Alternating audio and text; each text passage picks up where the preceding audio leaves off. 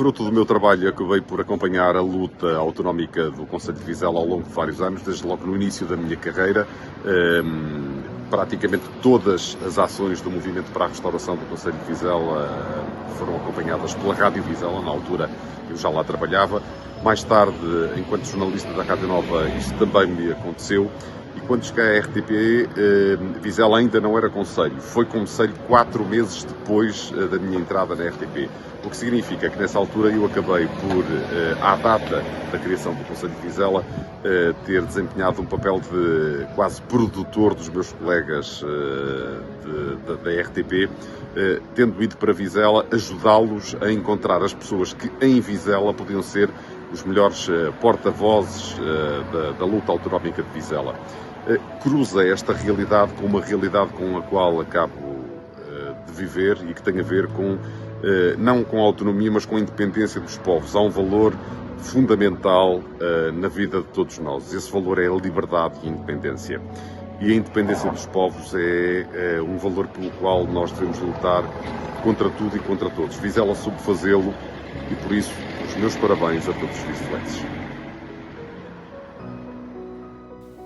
Eu creio que o Hélder se refere a episódios já dos anos 90, quando Vizela finalmente alcançou o estatuto de município, ou conseguiu recuperá-lo.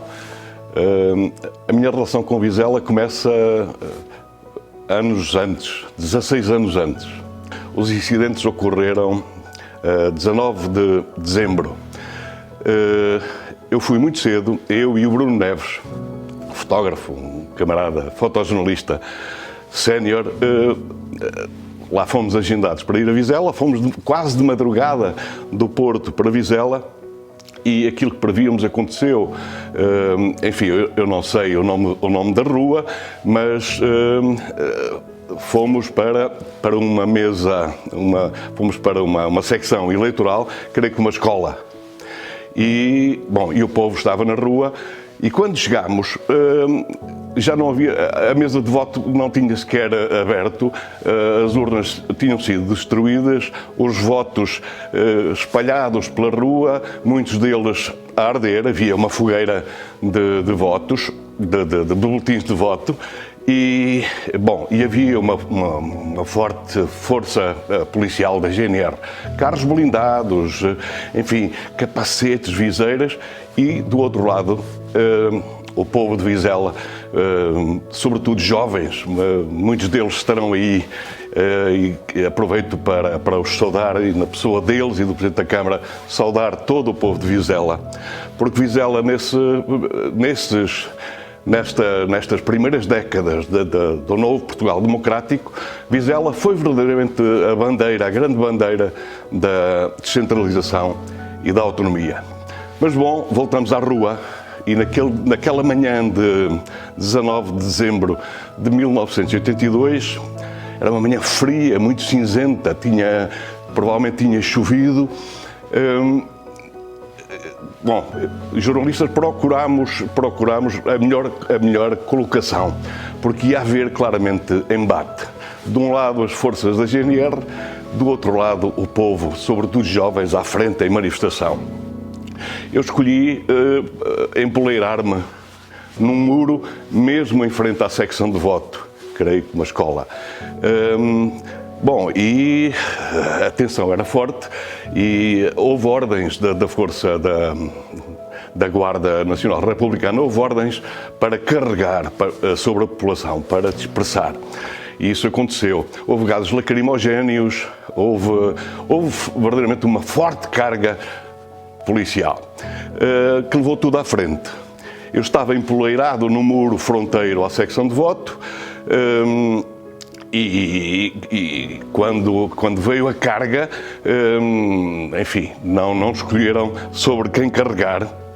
Eu exibia insistentemente a minha carteira profissional, mas creio que, como escreveu um outro camarada, José Ferreira Fernandes, o facto de exibir a carteira profissional foi verdadeiramente agravante. Eu estava alto relativamente à rua, enfim, Eu levei várias bastonadas nas pernas até que cedi e tombei. Só que o meu casaco ficou pendurado.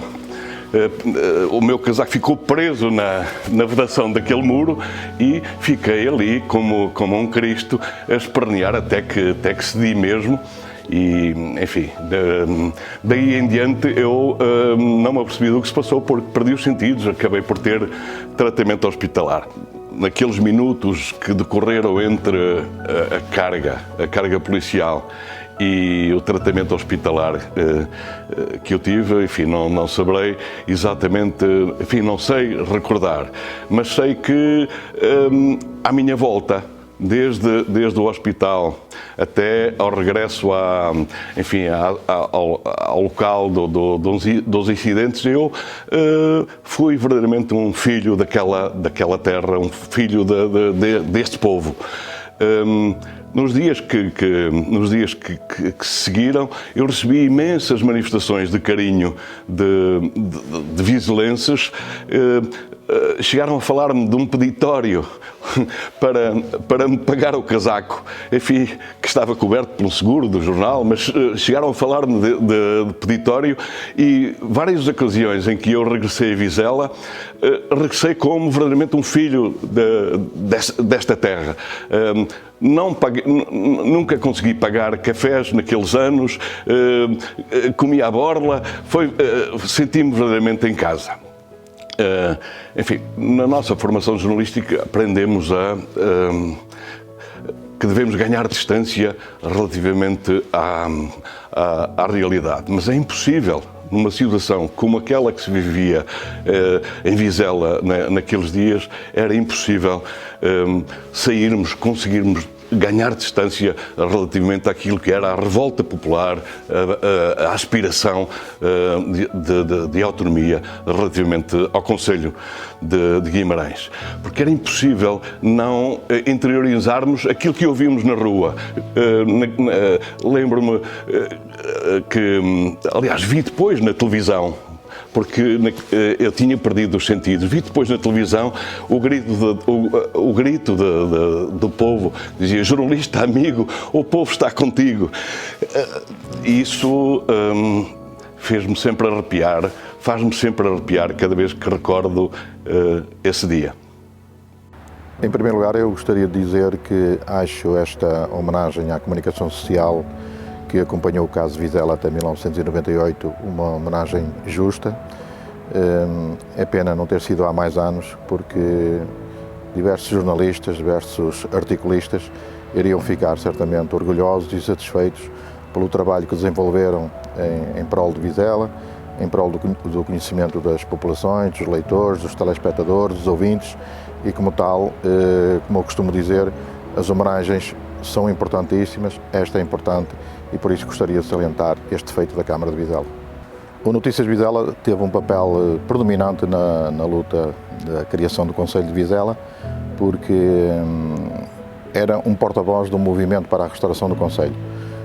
O movimento publicava ali seus comunicados, que chegavam por essa via à Assembleia da República, a diversos quadrantes políticos.